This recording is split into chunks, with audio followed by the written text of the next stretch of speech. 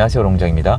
이 내용 제가 영상으로 만들려다가 그때 아마 일정이 미팅 때문에 못 만들었던 내용인데, 이거 중개사님이 해준 내용이거든요. 근데 저도 알고 있던 내용인데 오랜만에 생각나니까 되게 좋더라고요. 그리고 지금 시점에서 이 영상 만드는 게 맞아요. 뭐냐면은 다른 게 아니고, 규제가 뭔가 강력한 게 나왔을 때 시장이 어떻게 반응하는지. 근데 이거를, 그러니까 이 영상 만드는 것도 전 슬퍼요. 왜냐면은 이게 문재인 정권 때 나타났던 현상이거든요. 딱 허니문 임팩트라 그래가지고 뭔가 대책이 센 게 나오면은 사람들이 한동안 조용해요. 뭐 짧게는 몇 주, 길게는 몇 달 동안 조용하거든요. 예를 들어서 과거로 돌아가 볼게요. 2017년도에 파리 대책, 이게 생각보다 처음에는 임팩트가 셌는데 사람들이 금방 돌아섰어요. 아, 집 사야지 이러다가 2018년 9.13 대책이 나왔거든요. 그때 임팩트가 셌고, 그때 이제 입주, 헬리오시티 입주랑 맞닥뜨리면서 굉장히 오래 갔어요. 근데 사실 9.13 대책이 오래 간 건지 헬리오시티가 오래 간 건지는 사실은 이거 뭐 10만이 알겠죠. 근데 어쨌든 합쳐졌죠. 문제는 이 다음부터예요. 이 다음부터 규제가 엄청 나왔거든요. 그 전에도 나왔지만 굵직굵직한 것도 있지만 짜잘한 것까지 세면 한 28번인가 29번 나왔어요. 근데 여러분, 우리가 이거를 기억을 못 한단 말이에요. 국민들은 언제부터 정부가 대책을 내놨을 때 오히려 거꾸로 갔을까? 여러분, 이거 들어보셨죠? 대책을 내면 낼수록 집값이 더 올라가더라. 근데 이게 처음부터 그랬던 게 아니에요. 문재인 정권 초반에는 통했다니까요. 이게 노무현 정권 때도 초반에 통했어요. 2015년인가? 종부세 처음 나왔을 때 있잖아요. 2013, 14. 그때 대책 나올 때 처음에 사람들 조용했어요. 막 2, 3개월 동안은 조용해요. 거래가 줄어요. 사람들이 눈치를 본단 말이에요. 그럼 제가 이 영상 만드는 게 왜 슬픈지 아시겠죠? 이거를 현재 정권에서 다시 영상을 찍게 될 줄은 저도 몰랐어요. 지금 여러분이 겪고 있는 거 있죠? 그러니까 대출 시스템 건드렸잖아요. 이게 보통 일이 아니에요. 왜 그러냐? 이것도 쉬워요. 문재인 정권 때 대출은 되게 심사숙고해서 건드렸어요. 여러분, 그 김수현 수석님 있잖아요. 부동산은 끝났다라는 책이 있고요. 그 안에 내용을 살펴보시면은 대출을 건드리는 게 경제학적으로 얼마나 복합적으로 얽혀 있는지 그분은 이해를 하세요. 근데 지금은 이해를 하고 하는 건지 모르겠는데 대출부터 손을 대고 있는 거예요. 되게 센 거를 만지고 있는 거예요. 88 대책 때리고 이만하게 발표를 한 다음에 대출 통제를 한대요. 그럼 시중의 정상적인 반응은 뭐냐면 헉 해야 돼요. 한동안. 뭐 짧게는 몇 주, 길게는 몇 달. 그리고 이 안에서 이걸 노렸는지 모르겠지만 그 안에서 아마 둔촌주공 입주가 이루어지겠죠. 현 정부가 뭘 했던지 간에 이번에 대출 통제를 통해서 시장을 잡았다는 평가가 나오려면은 여러분도 저도, 그리고 다른 그분들도, 저랑 생각이 다른 모든 분들도 한 두세 달은 지나봐야 돼요. 그리고 이번엔 둔촌주공 입주랑 합쳐지겠죠. 근데 여기서 굉장히 중요한 갈림길이 나와요. 이번에 대출 통제 88 대책이 시장을 잡았다, 이렇게 생각하시는 분들은 둔촌주공 입주가 끝난 다음에도 시장에 기대하는 바가 있기가 어려워요. 시장이 잡힌 거니까요. 왜냐면 안 잡혔다 하더라도 대출을 더 통제하면 끝이에요. 대출 통제, 안 잡힌다, 더 통제, 그럼 잡히겠죠. 근데 만약에 이런 대출 통제 안 통한다, 수급을 맞춰줘야 된다, 다만 얘네가 딱 나와서 처음에 이펙트가 있는 상황에서 둔촌주공 입주 기간 때문에 시장이 흔들린 거다, 이러면은 둔촌주공 입주가 끝난 다음에 시장에 대해서 기대감이 있어야 돼요. 근데 이게 완전히 다른 선택이 되는 게, 자, 둔촌주공 입주 기간 동안에 인근에 여러분이 매수를 희망하는데 급매가 나왔다고 쳐요. 그러면 방금 제가 말씀드린 갈림길에서 이 두 사람의 선택은 완전히 달라져요. 전자는 사면 안 돼요. 안 사시는 게 맞는 거죠. 후자는 급매가 있다면 기꺼이 살 거예요. 왜냐면 당연히 회복할 거니까. 이게 엄청 중요한 시장이에요. 둔촌주공 입주장은 누군가한테는 위기이고 누군가한테는 기회예요. 근데 제가 둔촌주공 입주가 시작하기 전에 시장 분위기가 엄청나게 중요할 거라고 말씀드렸어요. 왜 그러냐? 2008년도에 잠실 입주, 2018년도에 헬리오시티 입주도 그 전에 부동산 분위기가 굉장히 중요했고요. 여기뿐만이 아니라 여러분, 예전에 강동구 정비사업 끝나고 입주할 때 기억하는 분 계세요?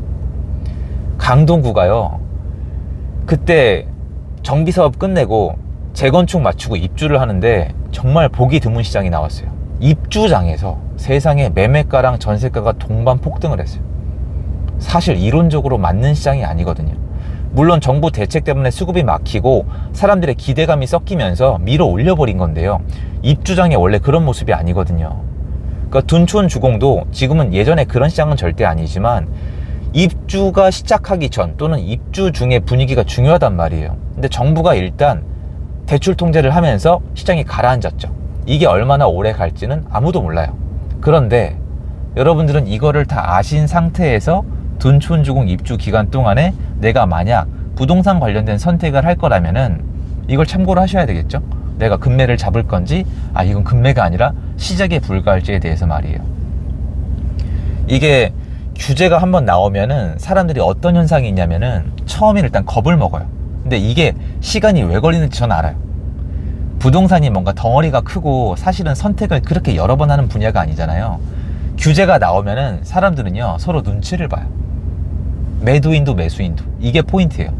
매도인, 매수인. 이 두 사람이 있으니까 눈치를 볼 수밖에 없는 거예요. 이해되세요? 뭔가 내가 어디 정해져 있는 물건을 사거나 파는 게 아니라, 자동차 매장 가서 사거나 파는 게 아니라 매도인과 매수인, 자연인 두 사람이 만나서 계약을 하는 거예요. 근데 가격이 정해지잖아요. 그런데 뭔가 대책이 나오면은 매도인은 나한테 불리한 건가? 나한테 유리한 건가? 매수인은 거꾸로 이게 나한테 유리한 거야, 불리한 거야? 서로 고민을 시작을 해요. 그럼 어떻게 됩니까? 그러면 둘 다 뭔가 한 명이 결정을 내리기 전까지는 서로 눈치 보는이라고 아무것도 못하는 시장이 다가와요. 그래서 규제를 센 거를 발표하게 되면은 시장이 일단 한동안 멈춰요. 이게 세면 셀수록 더합니다. 그리고 시장 분위기가 침체된 상태에서 규제를 때리면은 더 느려져요.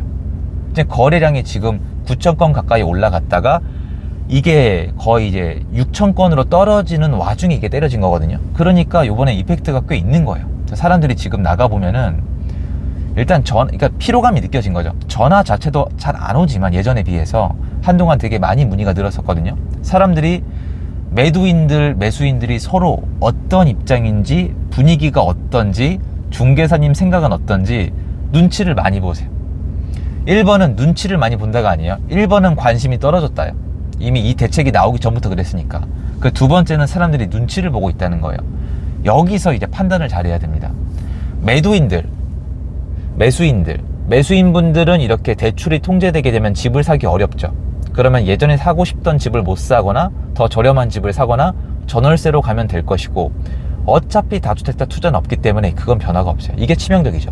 어차피 다주택자 투자할 분들은 많지 않았기 때문에 이번 통제가 나왔다고 매수세가 확 줄 이유는 없어요. 다만 살라고 했던 분들이 멈칫하겠죠. 그리고 매도인들은 어떨까요? 여기에 좀 많은 관점을 맞추고 있는데요. 지난 2년 동안 시장이 무너진 이유는 매수인이 아니라 매도인이잖아요. 급전세로 내놓고 금매로 팔고 그것도 안 돼가지고 경매로 넘어가고 이랬던 분들이 상당히 정리가 됐는데, 이번 대출 규제가 나왔다고 매도인 분들이 금매로 던질까요? 지금 이미 그런 분위기가 아니고 그럴 생각들도 없으세요. 다만 조건이 있어요. 예전 시장에 이 사람들이 금매로 던진 이유는 뭐냐면 거래량이 없었기 때문이에요. 거래가 안 되니까 탈출이 안 돼요. 가지고 있으면 세금 때려맞다 끝난단 말이에요. 그리고 전세도 안 나갔잖아요. 그러니까 일단 전세 때문에 예전이랑 다르긴 하지만 이번에도 너무나 장시간 동안에 아무 거래도 안 되고 내가 집을 가진 상태에서 세금만 때려 맞아야 된다면은 던지는 분들이 나올 수가 있어요. 근데 여기서 더 슬픈 포인트가 나옵니다. 여러분이 생각하시기에 강남 3구에 있는 분들이 이렇게 던질까요?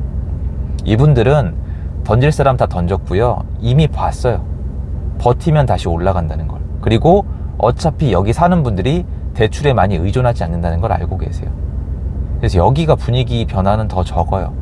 여기 분위기가 변해 보이는 이유는요, 애시당초 살 만큼 사고 좀 차분하게 정리를 하려는 그런 시점에서 대책이 나왔을 뿐이고요. 지금 문제는요, 뉴스에 안 나오는데 이대로 가면은 일단 중하단의 시장, 예를 들어서 서울로 따지면 노도강, 외곽에 있는 곳들이 문제예요. 여기는 여전히 매도를 희망하는데 매도가 안 됐던 분들이 있는 상태인데, 규제를 하게 되면 일단 대출에 많은 의존을 하는 데가 어디겠어요? 상급지겠어요? 하급지겠어요? 굳이 따지자면 하급지가 대출이 더 중요한데 누가 또 겁을 쉽게 먹겠어요? 하급지가 더 겁을 쉽게 먹는단 말이에요. 그래서 여기가 지금 더 많은 고민을 하고 있는 게 아닌가. 왜 그러냐면 중급지랑 중하급지는 본격적으로 문의가 늘고 매수에 대한 고민이 늘고 있는 상황에서 이번에 대출 통제가 나오면서 분위기가 상대적으로 더 많이 식었다는 평가를 저는 하고 싶거든요. 그래서 이거는 뭐 전국적으로 단지별로 지역별로 완전 상이하긴 하지만, 너무 복잡한 얘기긴 하지만, 아무래도 이대로 시장이 간다면은 중급지, 중하급지의 시장이 좀 더 타격을 받을 거예요. 이대로 간다면. 봐야 됩니다. 9월달 추석 지나서 10월달 어떻게 되는지 봐야 되는데, 문제는 뭐냐? 그대로 끝나지 않아요. 그렇게 되면은 이제 양극화에 대한 문제가 본격적으로 나올 수 있지 않을까. 지금 제가 전국을 다니면서 이 불평 불만이 가장 심한 분야가, 왜 우리 집만, 지방은 말할 것도 없고 수도권까지 포함해서 왜 부자들 동네만 더 올려주냐는 얘기가 나오고 있는데, 이거 더 심해질 수 있습니다. 그런데 상당히 효과가 셀 수 있는 규제가 오랜만에 나왔기 때문에 많은 분들이 당황하고 있지 않을까 하는 마음에 영상을 준비해 봤습니다. 이 내용 한번 말씀드리려고 했었는데, 다시 말씀드리지만 정권이 바뀐 다음에 이걸 또 찍게 될 줄은 진짜 몰랐네요. 씁쓸합니다. 제 영상 여기까지고요. 도움 됐으면 좋겠습니다. 좋은 하루 되십시오.